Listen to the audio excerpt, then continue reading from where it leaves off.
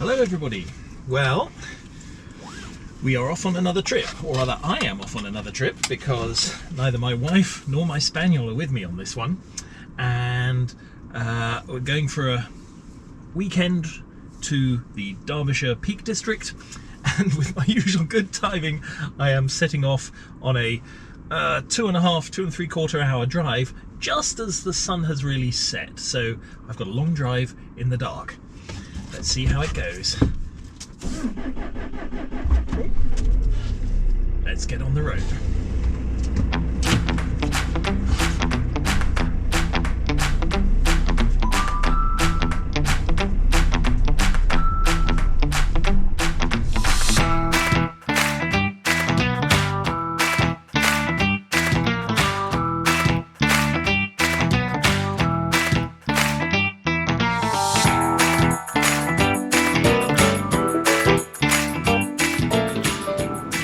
So I'm in our new van here. If you've seen any of my other videos, you'll know that we used to have a little VW T5 based van, which it wasn't that little, it was a long wheelbase, which was a great van.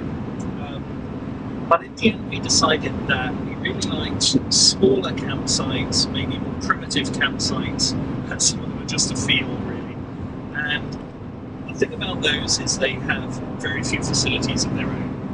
So we decided to go for a slightly larger van which has more facilities on board. So this has a loo, it even has a shower, and it has hot water. You can't, take it into every multi-storey car park that you might want to. But it is a lot more comfortable, and it has things like, it's full height. So you can just walk in, you don't have to pop up the roof to be able to stand up in it and things like that. So we've had this now since the spring, and the reason I haven't got around to making any videos about it until, where are we now, November, is that on our other trips we've just been too busy doing other things. We've been boating, we've been, towing things, or we've been, going to areas we've had a lot of other things on, and making videos has been lower priority. So this time, because I am on my own and not towing a boat, I thought I might actually record something and see if it turns into an interesting video.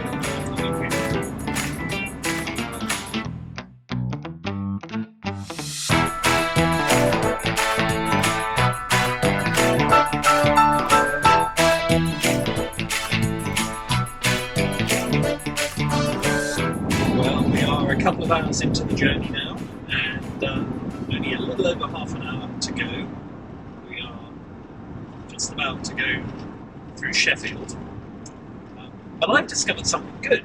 So the temperature outside now is about 3 or 4 degrees. It's the coldest weather we've driven this van in, and I was starting to feel a little sad that even though the cab has a very good heater, of course these things are built on a big panel van. And this cab heater is not designed to heat the whole of the big space behind me. And so I was getting warm air here, but definitely chilly around my feet. And I thought, I'm going to have to wear thicker socks when I'm driving this expensive vehicle. That didn't seem that good. And then I remembered that the rear of the van, that's the habitation area, has gas-powered central heating. There's an LPG gas tank underneath, and you can drive with that switched on, but the control panel for it is up there. So I was wondering about how I could turn it on and warm up the rear of the van as well as the bit I'm sitting in. And then I remembered that the Truma controller has an app which I have on my phone, which lets me control the heating from my phone over Bluetooth. And sure enough, you can do that while the engine is running. So from the app here, I can just swipe and I can turn on the heating. I can set the temperature, and if I wanted, I could even turn on the hot water, ready for a shower or washing up or something when we next stopped. So that is very cool. I like that. And now it's all toasty and warm, even around my feet. Definitely good.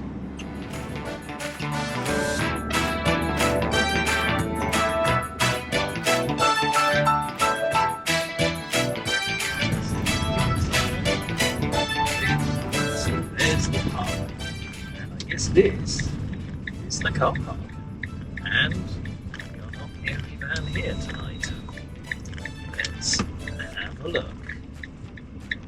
Excellent.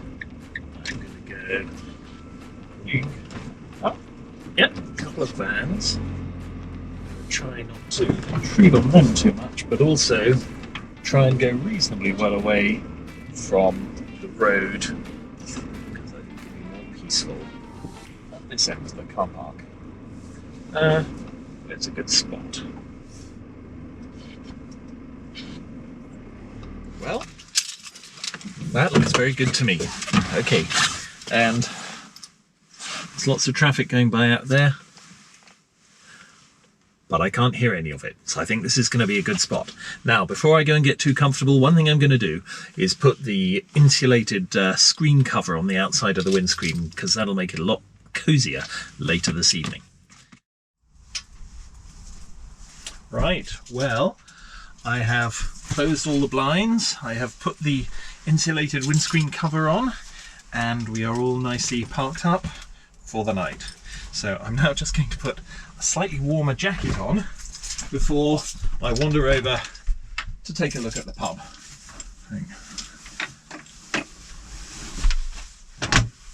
That wasn't a difficult drive, but a fairly long one, and I've built up an appetite. It's very nice not to have to drive anymore tonight. Let's go and see what the pub's like.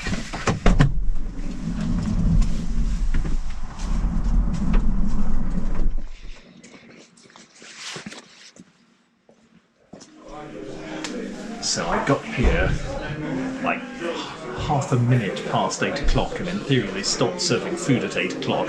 I didn't know this, but fortunately they've taken pity on me and they're gonna let me sneak in a last order. So it's very nice. Most people are down there. I'm sitting here. This is the first table in the area where the heating isn't working. So this is to prepare me for the night in the campervan. I think I should be warmer in the campervan.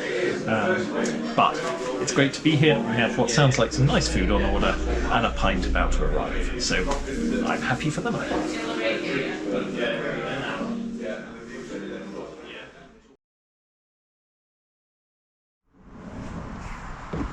Well, good morning, and what a lovely morning it is.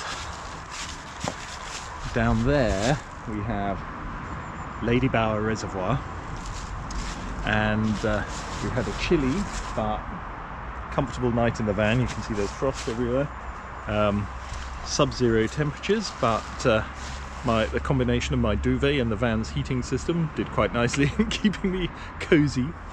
And the plan for today is to head up there into the sunshine.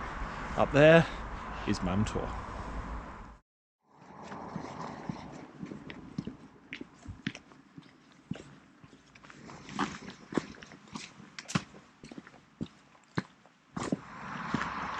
The big question here is, by the time I reach the sunshine, will I be warm already? One of the things I forgot overnight is that it's a good idea to keep your, well, this is very beautiful, very nice, it's a good start.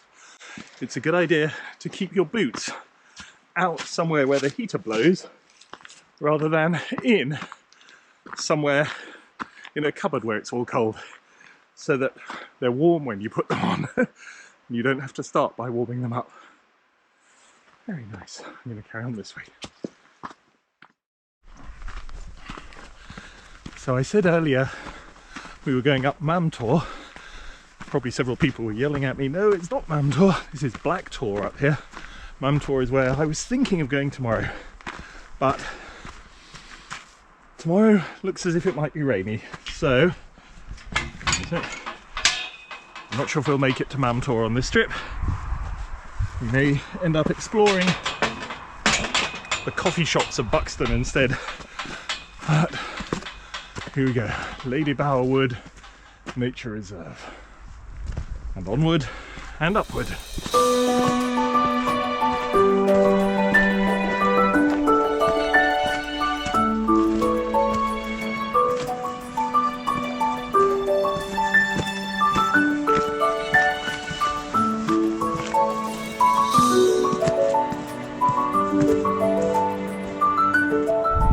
Well, this is glorious. There are some good rocks up there.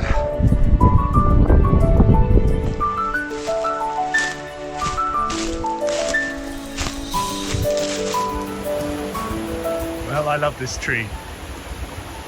It's a very sensible tree as well. If you're out on a wild, barren moor, then plant yourself deep down by a nice flowing stream where you're sheltered from the worst of the blast. Your canopy still has full access to the sky. That is lovely.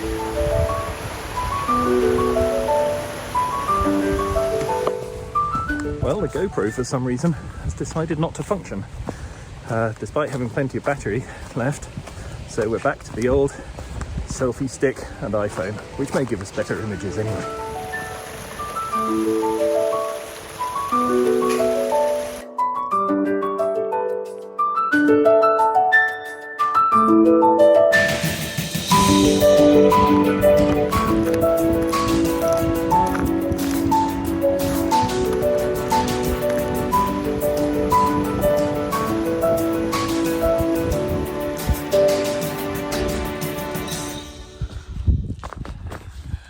So far, at least, this is a lovely gentle walk because the path winds right round here, comes up here, and it's a nicely maintained path. The streams are narrow enough to jump fairly easily, and it's not even muddy because everything's frozen solid. One thing I do like is to be able to glance at the map simply by looking at my watch. That's very cool. One of the problems with electronic maps, though, I do find, is that in the old days, when it was always paper, you got a sense for the scale.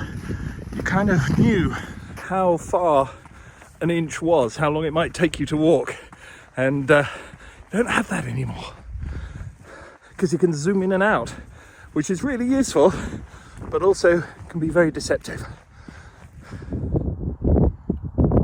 So there are two of the forks of Lady Bower Reservoir, and our path is going to go up there, and we can either then go down and along this way, but I think that takes us along the road, so I think we might go back up the top, which will take us back in the end over the path we came down. See what looks best when we get there.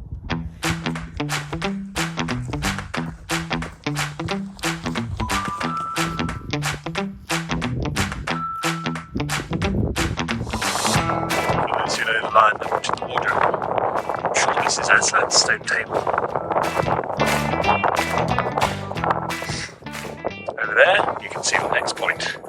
Another fine rock formation along the ridge.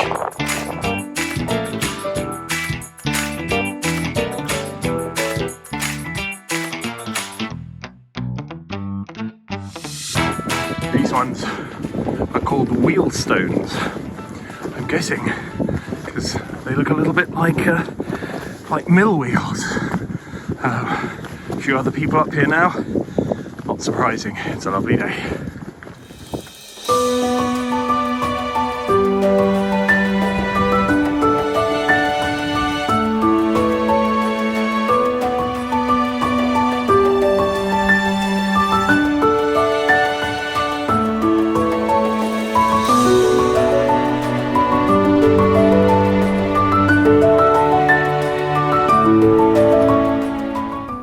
Well, all the rocks around here seem to have people sitting on them, having coffee, so I think that's a very good idea.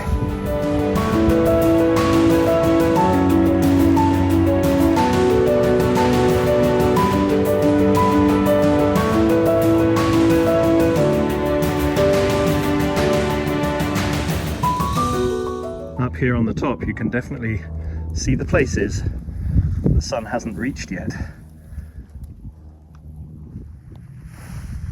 I like these. They're coping well with the ice. Now this wonderful rock is called the Salt Cellar, and I wouldn't have known anything about it because you can't see it from the path, but a nice person who was going past suggested I took the path off this way, and you do meet nice people when you're out walking.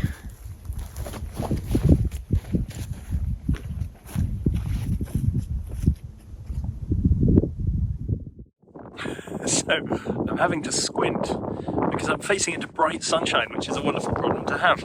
It's quite cold, as you can see. I have ruddy cheeks, but not actually bad at all, considering it was sub-zero last night. So this is Dovestone Tor behind me up here, and I'm going to carry on there, go a little bit beyond it, and maybe see whether then I want to turn left and go down to the reservoir down there, or go back around. I think I am thinking I'll probably go down to the water, and then I can walk along the water side. By that point, the sun might be high enough that that area is actually in sunshine, but it is pretty good up here. You'll probably hear some wind noise, but actually it's not nearly as windy as I thought it was going to be. I was worried that sub-zero temperatures plus wind were not going to be a good combination, but actually it's warmed up and the wind's just pleasant.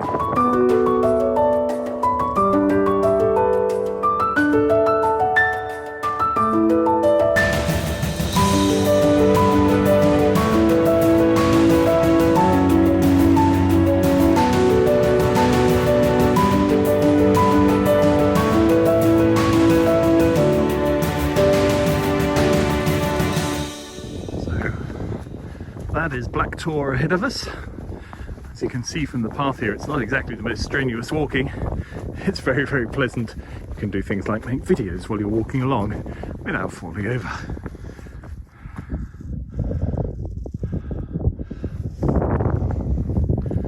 Lovely countryside. You do have to watch. Some of these bits are quite icy though. And there's a nice vapour trail up there. I think the pilots were saying, "Oh, that was close, Phil." So just up there behind me is Black Tor, which I think is probably about the highest point we get to on this walk. It is amazing that in the second half of November, I can imagine up here sometimes it must be baking hot. In the summer it might be driving rain or sleet, and to have this kind of weather when in the second half of November is pretty darn good.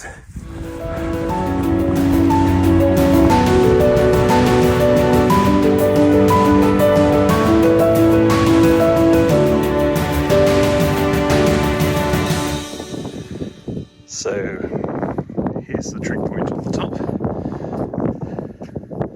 and it's interesting, everyone goes and looks at the top of these, but actually the interesting bit of the trick point is down here. That is actually the line that's used for measurement. If you want to measure how high the mountain is, there's a special plate that sticks in there, and this code number S2145 BM, there are all various codes which mean things to cartographers, but not to me. I just like the view. That's where we're going next, over there.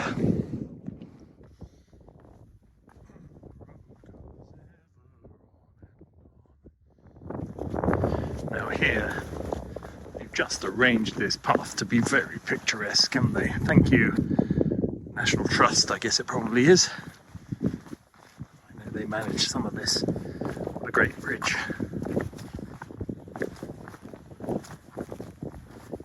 Watch out for some stones which seem to hold the ice longer than others. That's great. Okay, this is where I have to try and make a decision. I've been coming along, this was Derwent Edge and Cartilage Edge here, and the route on the Ordnance Survey map goes down to about there, and then down this stream. But we're going to try, I say we because I met this nice couple up ahead and they're trying it too. We think that we can cut off down there and take a shortcut, which will take off quite a fair distance if it works. It's not marked on the Ordnance Survey map as a path, however, it is on OpenStreetMap, so we're clearly not the only people who have ever done this. In fact, there is a bit of a path here, so either quite a few people have done this, or there are a lot of sheep down here somewhere. Wow. The path has brought us to this very deep gully, and I thought, there's no way we're going to be able to get down there, but actually, the path we came across, which came down this way, actually meets this path, and I think this is the normal path. Either that, or it's a path only taken by the local abseiling club, but I think this is the route down. that we wanted to take, and we have successfully cut off quite a large corner.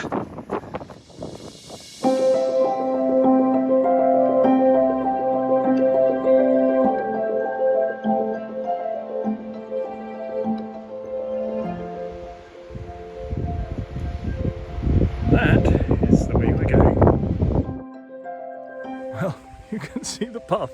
It gets narrower and narrower. I think only slim sheep use this one, and but it's going downhill, and I think it is going in the right direction.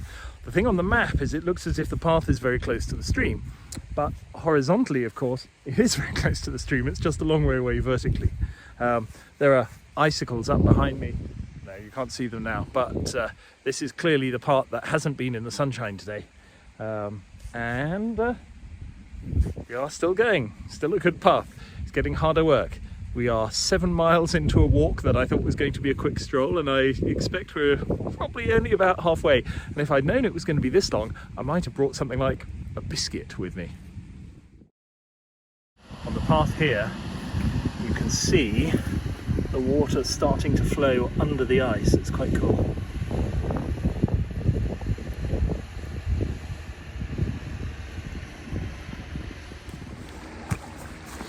Well, I'm pausing here for a bit more coffee.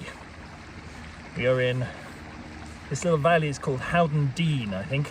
It's a lovely little brook running past me here, and I have a difficult choice to make because I can carry on that way, which is downhill but it's slightly longer, or I can go up again over the sort of ridge that's behind me there, or ahead of me behind you, and that will be shorter and might actually be easier because it won't be along the edge of a valley. So that's the decision I've got to make. But first, coffee.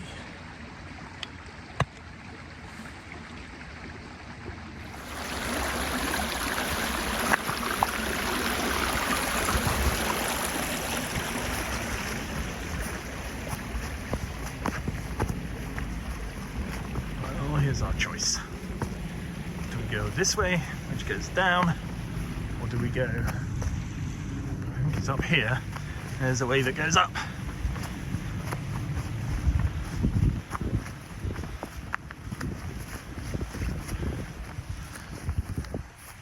There, they both look good. However, I think I'm going to go this way. Well, the roads diverged. We'll see whether this makes sense. Two roads diverged in a yellow wood, you know that poem? And sorry I could not travel both and be one traveller. Long I stood and looked down one as far as I could to where it bent in the undergrowth. Then took the other, as just as fair and having perhaps the better claim, for it was grassy and wanted wear. Though as for that, the passing there had worn them really about the same. And both that morning equally lay in leaves no step had trodden black. I saved the first for another day, though knowing how way leads on to way, I doubted if I should ever come back. I shall be telling this with a sigh. Somewhere ages and ages hence, two roads diverged in a wood, and I took the one less travelled by, and that has made all the difference. Well, I'm not sure I did take the one less travelled by. I think this is actually a pretty good path down here, and I might have taken the easier one. We'll see. Somewhere ages and ages hence at the moment is what I'm thinking about my camper van, which is a very long way away. But in the end, I decided to come this way because this will in the end take me down to the reservoir. And even though it's lovely up on the tops, I've done quite a lot of that. And this way, I can go and look at water and dams and things. And so this may be a mile or two further, I think, but it will probably be slightly less energetic in terms of ascent and descent, and it'll give me a bit more variety as we go.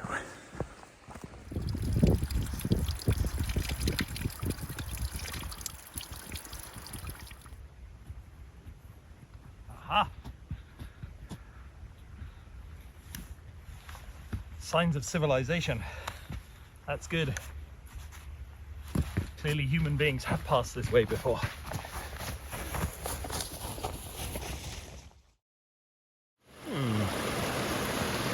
path gets a little trickier here. Well, let's see how we can do. Maybe I won't try filming while I do this, and then it won't be so embarrassing if I fall in. Well, I made it through a secret way known only to travellers who pass this way and the members of the League. Well, anyway, it's there. Isn't this pretty?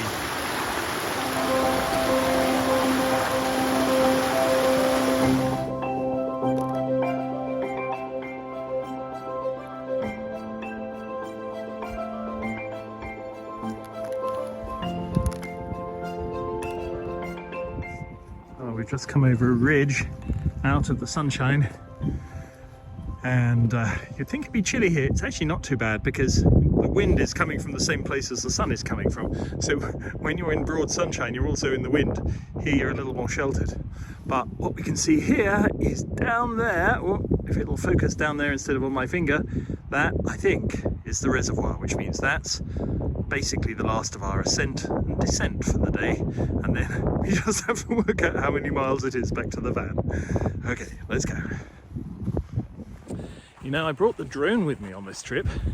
It's actually in the back of on the bottom of my backpack, but there were so many people up there, in a way I didn't really feel I should use it, because wonderful things as they are, they've sort of lost their novelty for others a bit. So all they see and hear is a buzzing, sort of like a swarm of bees, and they may not appreciate the artistic endeavours that are behind it. So I've been carrying this thing, which is pretty light to be fair, but I've been carrying it all the way here. I could fly it around here, but to be honest, by the time I packed it up, the sun would probably have gone down. So it's just an extra weight in my bag. I'll be glad when I can take this bag off. That'll be a good end to the day. I'm gonna lay down my heavy load down by the riverside, down by the reservoir side, down by the riverside. I'm gonna lay down my heavy load down by the reservoir side, and I ain't gonna carry drones no more.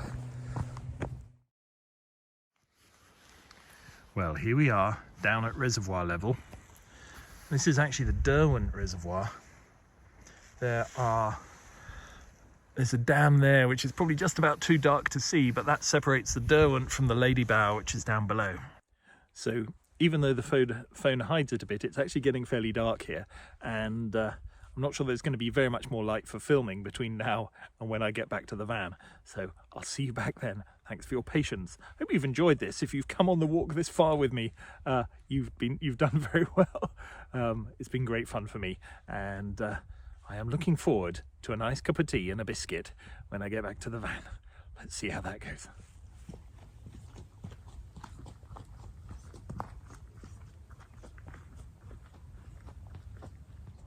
Well, there's just enough light to show the dam here that separates the Derwent Reservoir from the Lady Bow Reservoir. Somehow, I keep expecting a squadron of Lancasters to fly down here dropping bouncing things. But perhaps my imagination's running away with me. And here's the other side. All very peaceful. No bombs dropping. The Derwent Dam is, I have to say, pretty impressive.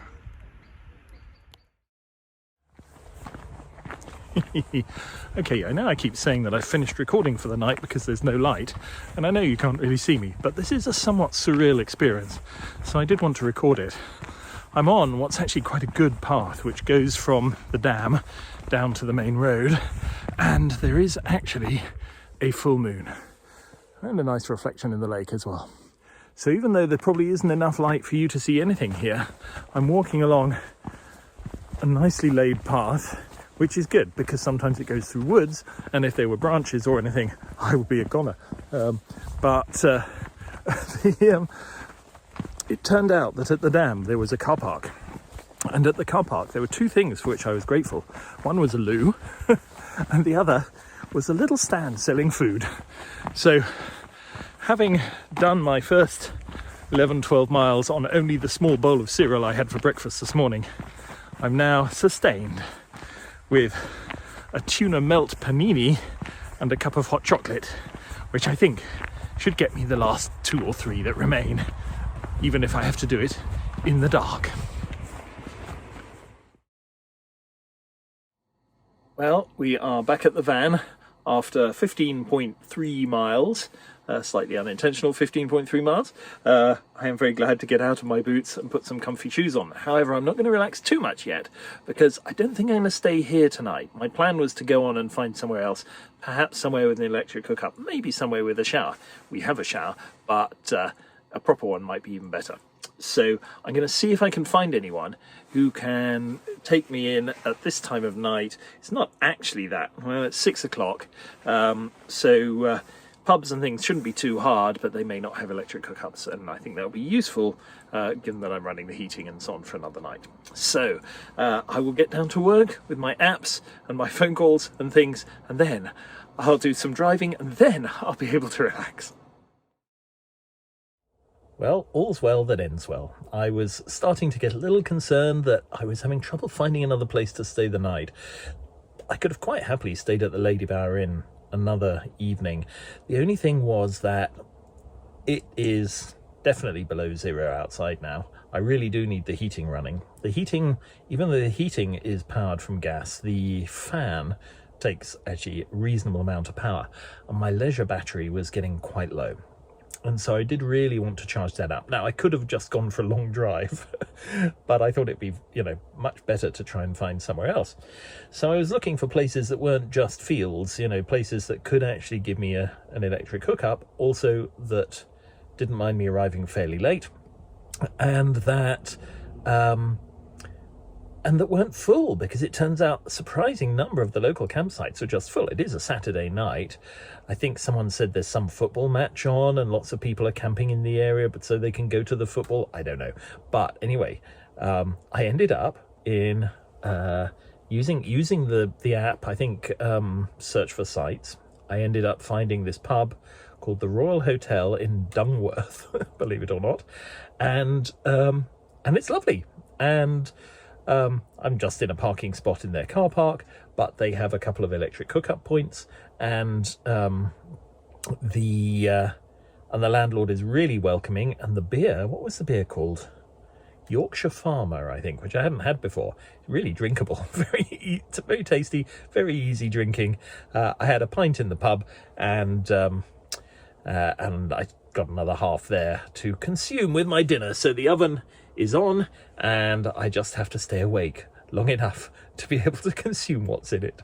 And I will look forward to seeing you in the morning.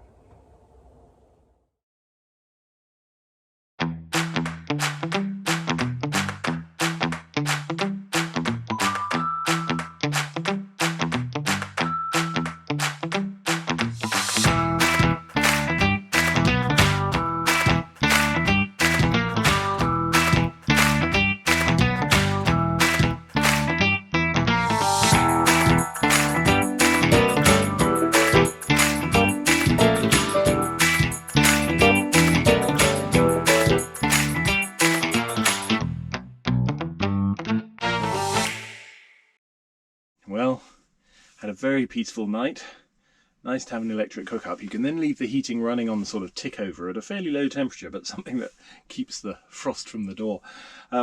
I've discovered 2 impediments this morning.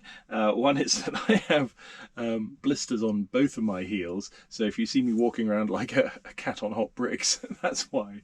And the second is that orange mains cable you saw me coiling up, it's normally very easy to coil up, but when it's sub-zero temperatures, it gets quite hard and unmanageable. So that's something I need to be aware of. Okay, so the plan today is to go and see if I can find somewhere for breakfast.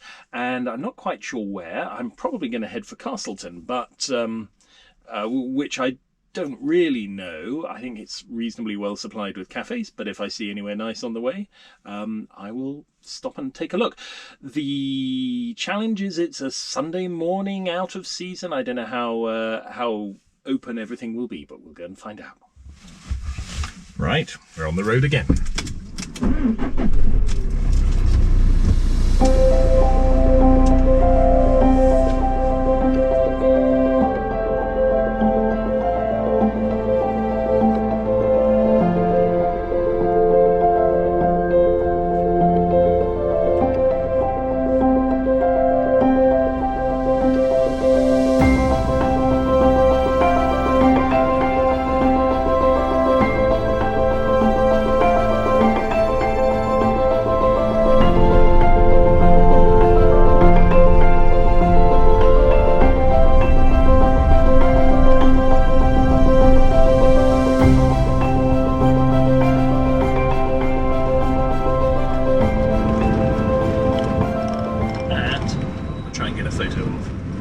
I can pull over here without either getting stuck or obstructing somebody too much.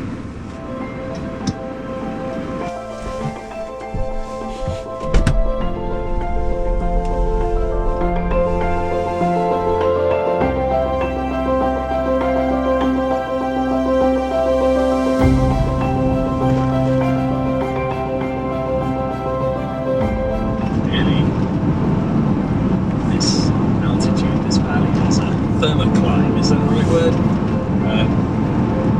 It's all hanging just at this very particular level. It's just beautiful.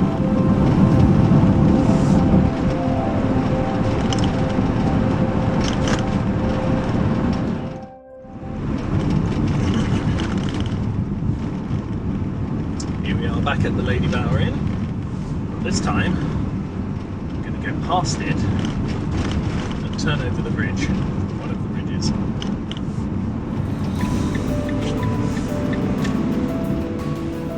There's one mist hanging over the water.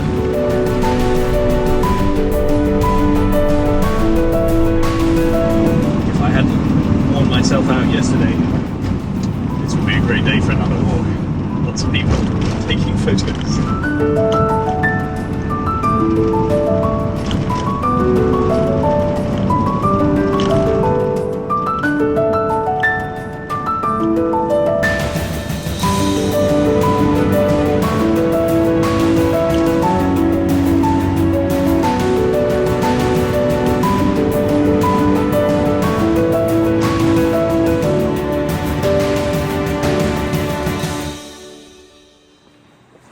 Well, we're coming into Castleton, surrounded by lovely hills here. It does indeed have castles, and it has hills, it has caves, it has all sorts of things, which is why this is a popular place. And if I weren't hobbling along, I would go and explore more of them.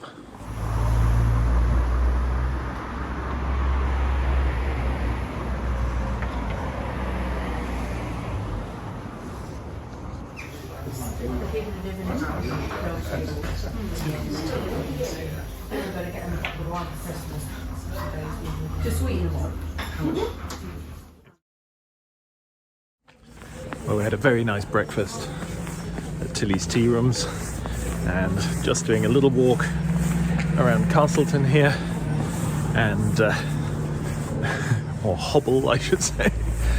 There's this very nice little square, and behind me up on the hill, which is hidden behind this tree, is Peveril Castle. Now, I don't know if we'll get a good view of it from here, but you can probably see just the outline of it up there, and it looks splendid. I'll have to come back and visit that on another trip. So, Castleton has provided me with breakfast, and next stage, I think we'll maybe go and visit Hathersage, if I'm pronouncing it right. It is sort of starting on the way home, and I think that's also a nice little village. Let's go have a look. I like the fact that where we are in the car park, there are sheep actually above us there. And as we pull out of the car park, there's a nice view of the castle right ahead of us as we leave Castleton. There's Tilly's Tea Rooms.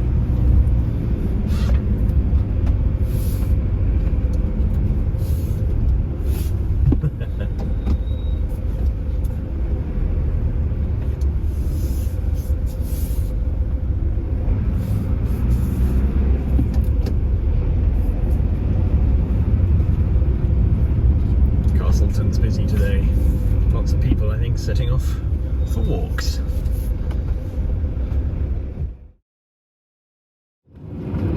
Well, we're coming into Hathersage here. I must do something about my squeaky brakes.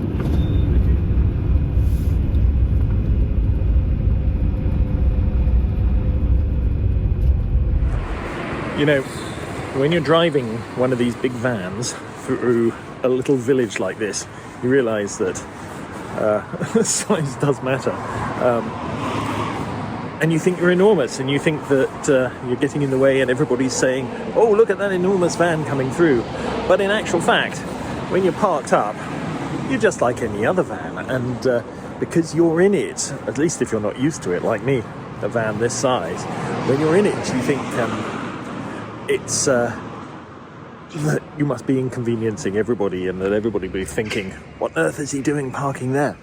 But in actual fact, of course, it's like one of my favourite quotes, supposedly from Eleanor Roosevelt, who said, you'd worry less what people think about you if you knew how infrequently they do.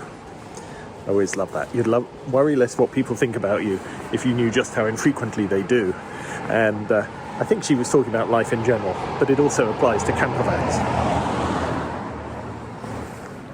Well, this is a great shop, and actually quite a substantial shop. There's a cafe upstairs and everything. And these are deadly for me because sort of like a drug dealer, I can't go in and come back out without buying things. So I have a new bag. Rose will be amused. I have a significant number of bags, and you wouldn't believe I could need another, but you never have the one that's exactly the right size or weight or capacity or whatever for the particular trip you're doing today. And so you have to have another one, really, don't you? Right. Okay, next stop.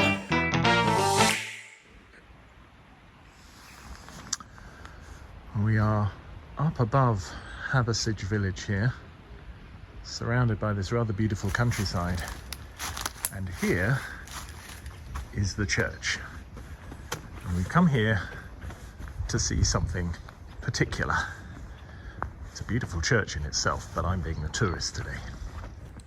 This is the church of St Michael's, Hathersage, and it's rather lovely.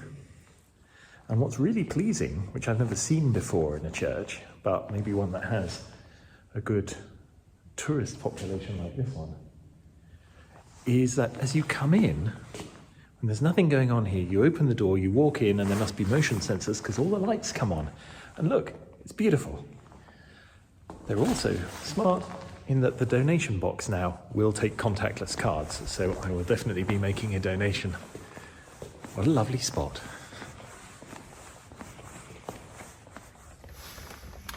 These two carved chairs, it says here, were used by Queen Victoria and the Prince Consort when they opened St George's Hall, Liverpool.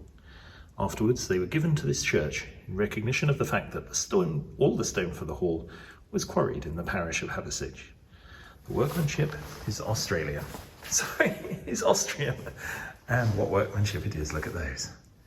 They are rather splendid.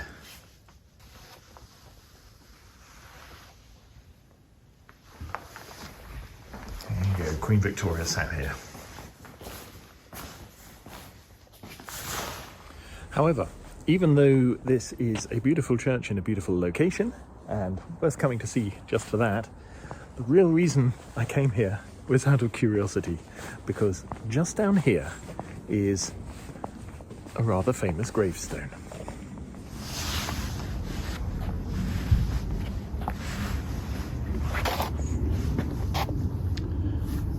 Here lies buried Little John, the friend and lieutenant of Robin Hood. He died in a cottage now destroyed to the east of the churchyard. The grave is marked by this old headstone and footstone, and is underneath this old yew tree.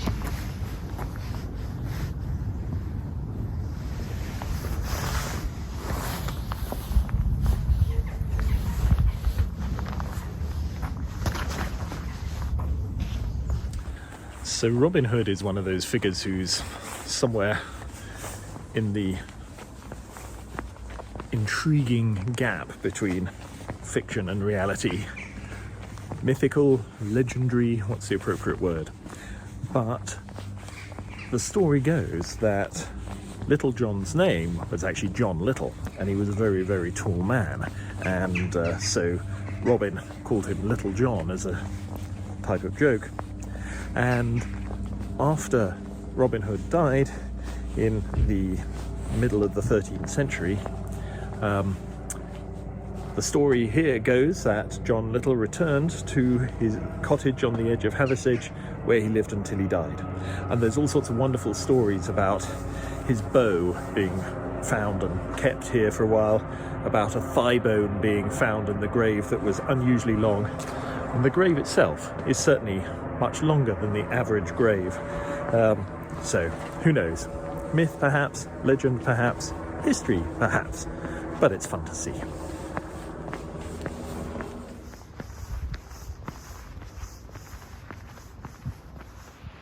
Well, it's about time for me to start heading for home. A very flat East Anglia, and I will miss the hills and the rivers and the wonderful views of Derbyshire until my next visit.